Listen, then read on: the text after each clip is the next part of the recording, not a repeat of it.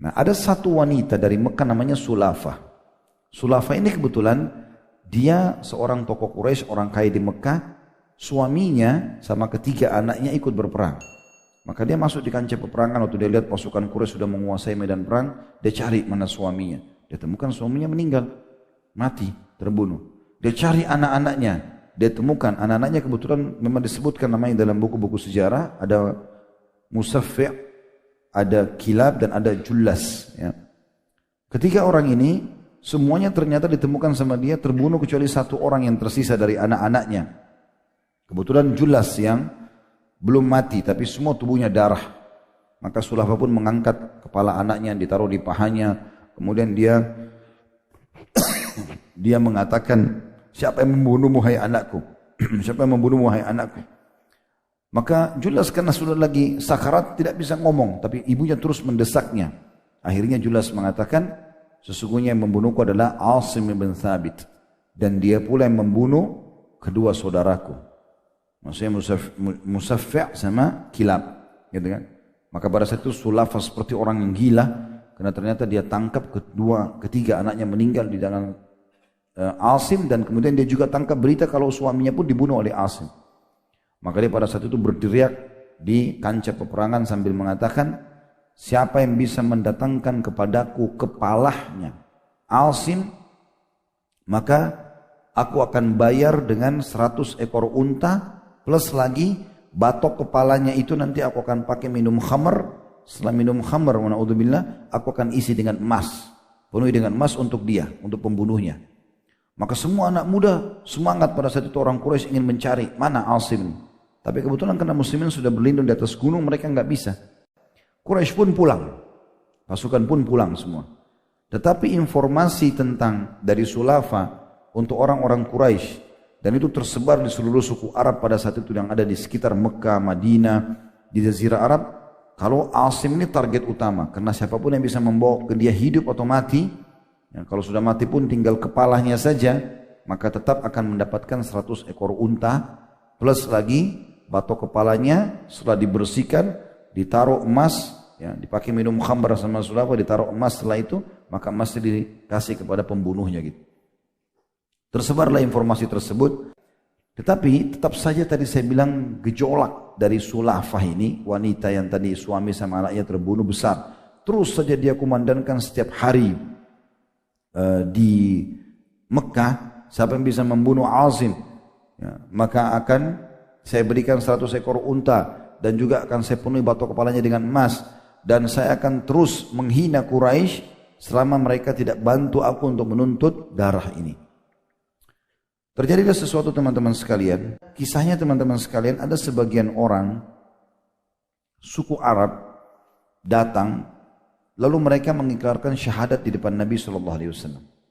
Ya. Suku Arab ini tentu berada di dekat Mekah, ya.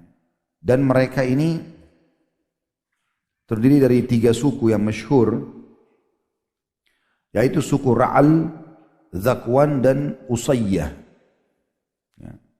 Ketiga suku ini datang pura-pura masuk Islam.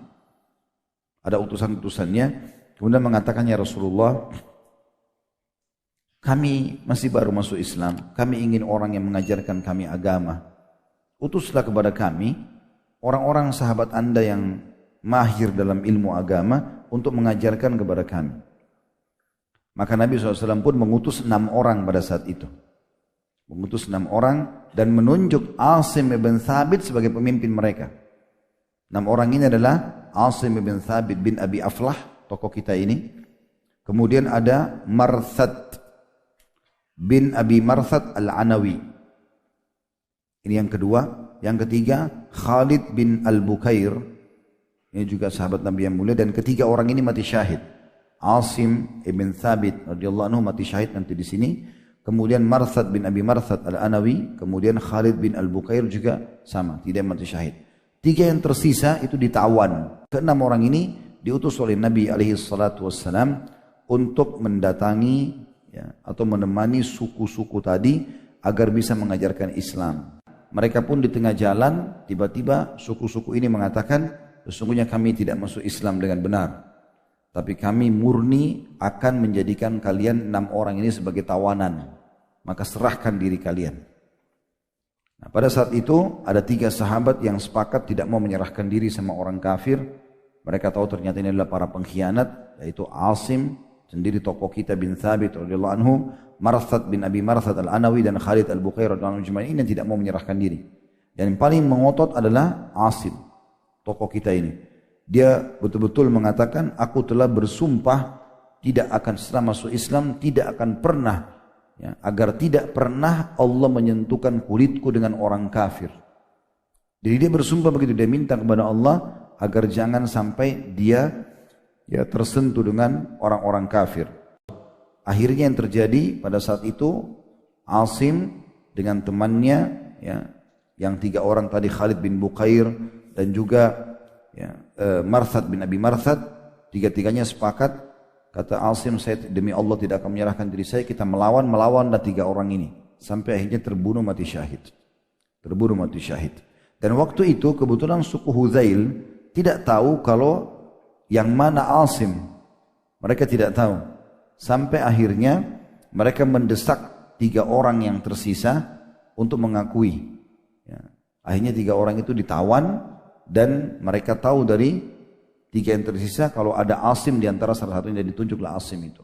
Maka mereka pun bergembira pada saat itu karena mereka pikir mereka bisa dapat 100 ekor unta dari Sulafa. Kemudian mereka juga akan dapat emas sepenuh batok kepalanya Asim, gitu kan? Apalagi Asim sudah mati, terbunuh gitu. Kuasa Allah Subhanahu wa taala waktu mereka datang untuk memenggal kepala Asim yang sudah mati, maka tiba-tiba Allah datangkan lebah. Dan lebah ini memenuhi seluruh tubuhnya Asim. Mereka tidak bisa lihat sedikit pun satu sisi dari tubuhnya Asim. Mereka tidak tahu mana bedanya antara kepala sama kaki.